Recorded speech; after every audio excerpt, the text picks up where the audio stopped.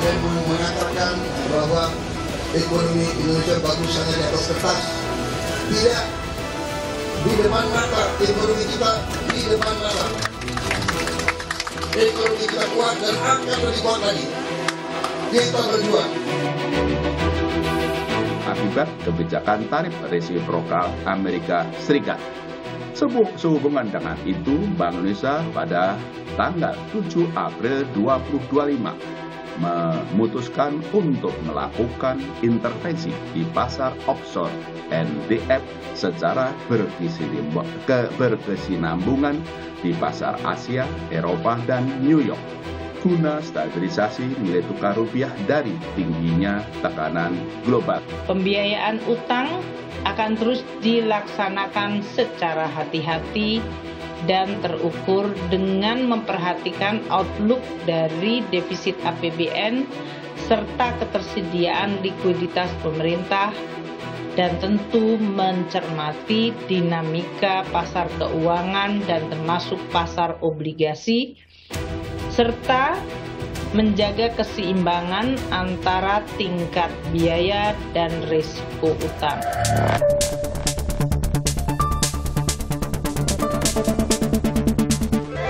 Halo, saya Dian Sari Anjaya, Anda bersama saya Kompas Bisnis. Kita membahas tentang Bank Indonesia, posisi Bank Indonesia di tengah ekonomi yang tidak baik seperti itu, Mas. Maret, rupiah kita belum terpuruk lah. Dan cadangan devisa kita juga rekor tertinggi ya di 157 miliar US dollar. Ini apa yang terjadi sih, Mas? Karena bertumbuhnya pada utang dan pada pajak cadangan devisa kita. Akan sesustain apa atau akan setahan apa dengan cadangan devisa yang rekor tertinggi sejarah ini untuk menahan guncangan terhadap rupiah? Sebenarnya kita cukup happy dengan cadangan devisa 157 miliar dolar ya. Artinya bahasanya ample, diharapkan cukup. Sehingga Bank Indonesia dalam melakukan stabilitas nilai tukar rupiah tidak perlu buru-buru menaikkan suku bunga acuan. Tapi seberapa besar tekanan terhadap rupiah sehingga cadangan devisa kita masih terjaga di level yang rekor tadi, itu akan dijawab pada bulan April. Karena tekanan besarnya kan baru terjadi pada bulan April. Salah satunya. Kemudian ada beberapa momen nih Mbak yang harus diperhatikan soal cadangan devisa. Juni, Agustus, dan Oktober adalah 3 bulan keramat. Karena ini adalah puncak pembayaran utang jatuh tempo kita. Juni itu sekitar 178 triliun, kemudian sisanya itu 100 triliun. Artinya sebagian utang itu harus dibayar kepada kreditur asing. Artinya ada konversi dari rupiah kepada dolar lah katakanlah. Itu kan butuh cadangan devisa yang mengerus juga. Kedua, ada momen krusialnya apa? Pembagian dividen. Jadi April ini bulan keramat juga. Karena pembagian dividen dan biasanya repatriasi dari investor untuk mentransfer ke negara asalnya. Keluar.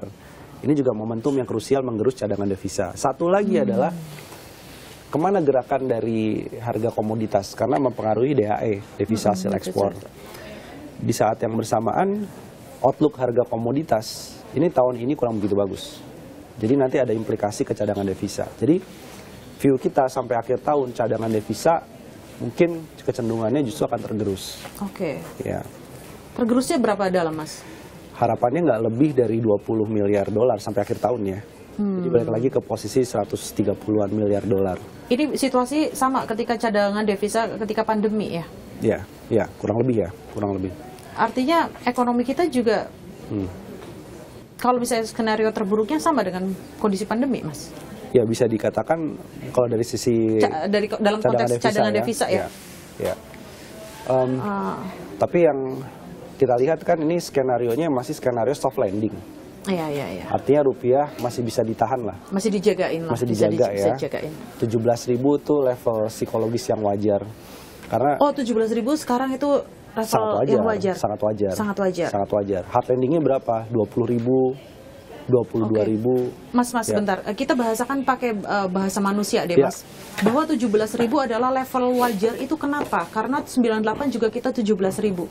Apa yang membedakannya? Bahwa 17.000-nya sekarang itu masih baik-baik aja kok. Kayak gitu loh. Situasi rupiah, meskipun sekarang misalnya 17.000 per dolar, ini tentu konteksnya beda dengan tahun 98. Karena 98 itu dari 5.000 kemudian langsung jadi 16.800. Jadi artinya yang dilihat di sini volatilitasnya. Jadi semakin volatilitasnya terlalu ekstrim, tinggi, itu yang menandakan terjadinya krisis. Tapi misalnya dari 15.000, 16.000 ke 17.000, ini asalkan nggak sampai 20.000 ya, itu masih menandakan bahwa ada gejolak nilai tukar rupiah terhadap dolar, tapi belum bisa disebut saat ini terjadi krisis moneter. Itu bedanya. Saya simpulkan ya, Mas. Jadi sebenarnya rupiah melemah ke 17.000 nggak apa-apa, asalkan Bukan nggak apa-apa. pelemahannya gradual. Bukan nggak apa-apa. Karena kalau bilang nggak apa-apa, Seakan berarti- baik-baik aja ya? Yes. Seakan apa namanya? Ya nggak apa-apa rupiah melemah gitu. Enggak. Oh, enggak. Tetap. Ada yang harus melemah nggak bagus, diwaspadai. harusnya menguat kan? Iya. Jadi Gila. gimana bahasanya? Jadi Bahasanya kayak- rupiah, jadi sebenarnya yang membedakan rupiah 98 adalah dia naiknya secara drastis, sedangkan Yes, betul. pelemahan rupiah yang terjadi di tahun ini adalah secara gradual. Yes. Dan itu orang jauh lebih siap dengan pelemahan rupiah yang secara gradual. Ya. Kayak gitu ya. Oke, tapi sebenarnya gini Mas, nilai wajar rupiah sebenarnya ada di berapa sih Mas? Tanpa intervensi?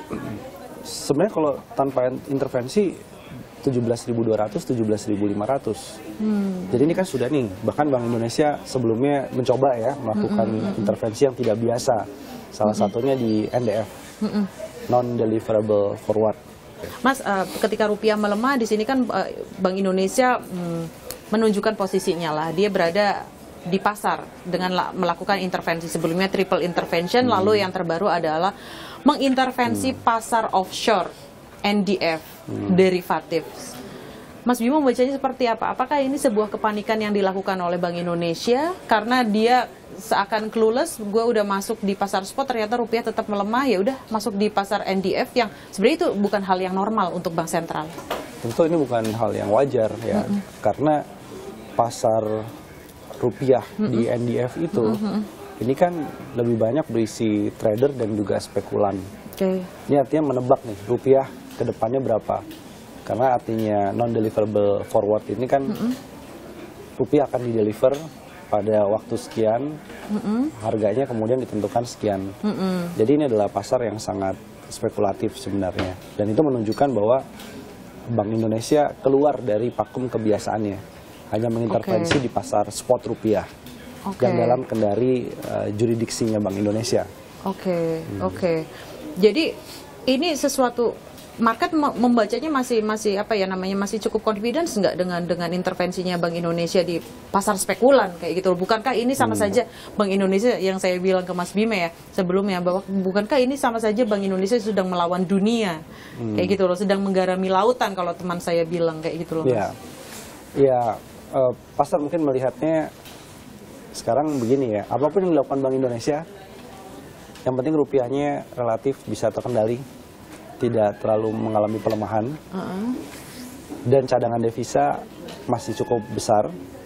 Kreativitas itu meskipun mubazir ya, tapi bisa dibenarkan untuk saat ini. Ya, karena waktu itu juga pembenarannya adalah masa libur. Ya, pasar belum dibuka di dalam negeri, sehingga harus ada intervensi karena pelemahan rupiah itu memang sudah terlihat di pasar internasional ya, offshore-nya. Jadi itu mungkin bisa jadi salah satu pembenaran. Tapi cara-cara begini nggak bisa dilakukan berkali-kali. Sama seperti misalnya untuk memberikan suntikan ke ekonomi melalui burden sharing atau cetak uang pada saat COVID-19. Ini kan menimbulkan polemik karena dianggap independensi Bank Indonesia juga terganggu ya. Kembali lagi ke masa Orde Baru tuh, dulu ada Dewan Moneter. Artinya dalam situasi COVID-19 banyak yang bilang juga, oh ya ini kondisi emergensi. Tapi ketika Bank Indonesia mau melakukan hal yang sama, burden sharing setelah COVID, apalagi sekarang 3 juta rumah mau dibiayai dengan pembelian utang pemerintah, itu pasar akan bilang no, jangan ulang lagi. Karena kemarin hanya emergency. NDF juga begitu, kemarin hanya emergency, manfaatkan pada saat libur. Itu adalah upaya terbaik BI karena marketnya masih tutup di dalam negeri kayak gitu. Artinya masih bisa diterima. Termaafkan ya? Dimaafkan kali itu. Tapi kalau terus-menerus melakukan stabilitas rupiah dengan cara NDF, tentunya ini kan menganggap bahwa intervensi moneternya nggak akan efektif. Saya sederhanakan bahwa ini ada istilah asing juga, istilah yang tidak awam yaitu NDF, yaitu derivatif yang tadi kita bilang ya Mas, ini pasar future. Kalau pasar future, kalau orang Jawa, saya sekarang ya kita bahasakan dengan istilah Jawa, mohon maaf, ini ada istilah ijon. Istilah ijon itu ketika kita membeli bawang merah, ladang bawang merah, misalnya masa tanam bawang merah adalah 90 hari. Tetapi ketika bawang merah itu ditanam baru 10 hari sudah ada yang memborong. Inilah posisi Bank Indonesia ketika masuk ke pasar rupiah di pasar luar negeri, yaitu offshore. Seperti itu ya Mas Bima ya? Betul. Baik, kita akan berlanjut di segmen setelah ini. Dalam waktu dekat nih dengan kondisi ekonomi seperti ini, kalau kita menganalogikan Bu Sri Mulyani adalah tangan kanan dan Bank Indonesia tangan kiri, harmonisasi seperti apa nih yang bisa mendukung fiskal tetapi tidak mengintervensi Bank Indonesia, tidak membebani Bank Indonesia juga, sama seperti burden sharing ketika pandemi gitu loh Mas. Iya betul, jadi yang paling penting kan bagi peran, tapi bukan berarti bergabung. Nah sekarang bagi perannya bagaimana? Sebenarnya perannya, kalau memang Bank Indonesia mau membantu likuiditas ekonomi, maka dia bisa gunakan sebenarnya instrumen salah satunya suku bunga. Cina melakukan itu. Jadi pada waktu Perang Dunia Pertama dia mendevaluasi yuan dan menurunkan suku bunga. Nah di saat yang bersamaan kalau kita cadangan devisanya besar, suku bunga harusnya bisa diturunkan 25 basis poin, 50 basis poin secara bertahap. Sehingga apa? Sehingga UMKM ini kan banyak yang tertekan sekarang, UMKM, industri manufaktur tadi, bisa dapat pinjaman dengan bunga lebih rendah. Kalau bunganya lebih rendah, daripada dia bayar bunga lebih tinggi, uangnya bisa buat merekrut karyawan, buat gaji karyawan. Itu logika ekonominya. Kalau Bank Indonesia mau membantu itu. Ya, membantu sisi instrumen itu. Suku bunga. Tapi jangan Bank Indonesia masuk beli surat utang pemerintah. Kalau di pasar sekunder, itu bagian dari stabilitas moneter. Tapi kalau dia membeli di pasar primer, jadi udah pasti ini akan diserap Bank Indonesia. Itu nggak bisa. Atau melakukan yang bahasa teknisnya disebut debt switch ya. Debt switch. Ya. Jadi merollover lebih panjang lagi surat utang pemerintah yang dimiliki oleh Bank Indonesia dengan membeli surat utang pemerintah baru lagi, jadi lebih panjang. Nah, saya kira ini nggak pas karena ini nanti market, pasar, investor juga, publik juga akan melihat. Ini Bank Indonesia kok jadi direktorat di bawah Kementerian Keuangan. Ya. Ini akan menggerus otoritas dan juga independensi Bank Indonesia, terutama di saat-saat adanya gejolak atau saat-saat yang sangat kritis. Ini yang harus dijaga betul-betul. Jadi Bank Indonesia itu nggak boleh dia begini, independensi artinya sebagai negara dia harus menjaga, memang betul. Tapi independensi ini bukan berarti kemudian jadi bagian dari politik pemerintahan. Nah, Bank Indonesia nggak boleh ke sana. Artinya Bank Indonesia harus sejajar dengan pemerintah. Nah, ini harus ditanamkan lagi. Saya pikir banyak cara. Misalkan sektor perumahan, kalau mau memompa ekonomi dari sektor perumahan ya, kan nggak harus membeli surat utang pemerintah untuk 3 juta rumah. Tapi bisa dengan loan to value-nya, LTV-nya gitu ya, DP rumahnya bisa disetting, dan aturan-aturan moneter lainnya sehingga bank itu bergerak ke arah sana. Jadi ini yang kita tunggu sebenarnya dari Bank Indonesia ya. Kalau dia mau melakukan intervensi moneter, boleh kreatif, independensi nomor 1 tetap.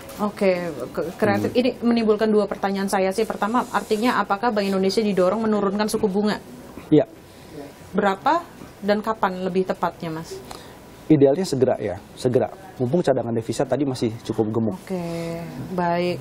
Lalu yang kedua adalah tentang kepemilikan surat utang negara oleh Bank Indonesia. Apakah ada hal-hal yang menjadi catatan Mas Bima? Karena kepemilikan surat utang SUN, SBN oleh Bank Indonesia di pemerintah kita juga trennya berbeda dengan sebelum-sebelumnya. Ya, satu akan membuat pemerintah lebih manja. Artinya selalu ada Bank Indonesia yang siap cetak uang ketika pemerintah sedang butuh. Karena ada pelebaran defisit misalnya. Tapi itu akan jadi kebiasaan terus. Ya, sehingga dari sisi pengendalian penerimaan pajak, pengendalian utang, itu disiplin fiskalnya jadi turun gitu. Yang kedua, efek kepada uang beredar. Berarti kan ini Bank Indonesia mencetak uang. Dan implikasi ke uang beredar sekarang mungkin belum terlihat karena terjadi deflasi. Inflasinya pun di beberapa tahun rendah. Tapi begitu ekonomi kembali pada trajektori tumbuh normal lagi, ini bisa menciptakan inflationary effect. Jadi inflasinya akan lebih tinggi karena ada uang beredar yang bertambah. Nah, ini yang juga menjadi resiko nih dari burden sharing. Jadi burden sharing gimana? Ya sudah cukup. Pada waktu pandemi COVID-19 dan pemerintah membayar kepada Bank Indonesia melunasi utangnya. Kemudian Bank Indonesia kalau mau intervensi dalam rangka rupiah biar stabil di pasar sekunder, cukup sampai di sana. Jadi relnya itu tetap jelas, nggak boleh saling melangkahi. Atau kemudian, pemerintah butuh Bank Indonesia. Kalau koordinasi kebijakan kan ada KSSK, buat stress test dan lain-lain. Tapi untuk intervensi koridor itu tetap harus dipisah chambernya. Gitu. Sederhananya apa yang menjadi beban fiskal harus tetap menjadi beban fiskal, tidak beralih menjadi beban moneter, tidak menjadi beban Bank Indonesia, seperti itu ya Mas ya. Dan ini situasi ini harus betul-betul dipahami oleh keduanya ya. Kayak gitu ya. Betul. Apa yang terjadi kalau misalnya hal ideal tadi tidak bisa dicegah, Mas? Katakanlah ternyata apa yang terjadi di dunia akibat Trump itu dampaknya ternyata sama dengan pandemi. Apakah burden sharing juga akan dipermisikan lagi untuk kedua kali, Mas? Itu apa risikonya kalau tadi udah dijelaskan sih, tapi saya sebagai penegasan aja lah, Mas. Jangan sampai hal ini terjadi lagi karena risikonya sangat besar. Gimana Mas Bima? Iya. Resiko dari burden sharing jilid 2 misalnya, amit-amitnya. Itu implikasinya sangat serius ya kepada stabilitas rupiah yang ingin distabilkan dengan burden sharing, justru bisa menurunkan trust dari para investor, kepercayaan persepsi terhadap Bank Indonesia, sentimen dan persepsi.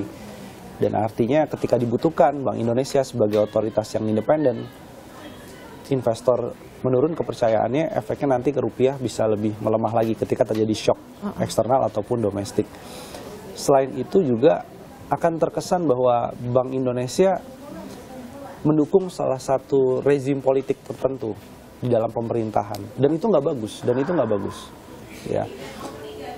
Dan ketiga, ini dalam situasi yang worst skenario, ketika Bank Indonesia diminta misalnya untuk membantu, padahal fiskalnya itu karena kesalahan kebijakan dari pemerintahan, ini bebannya tidak ditanggung pemerintah tapi di-passing kepada si Bank Indonesia.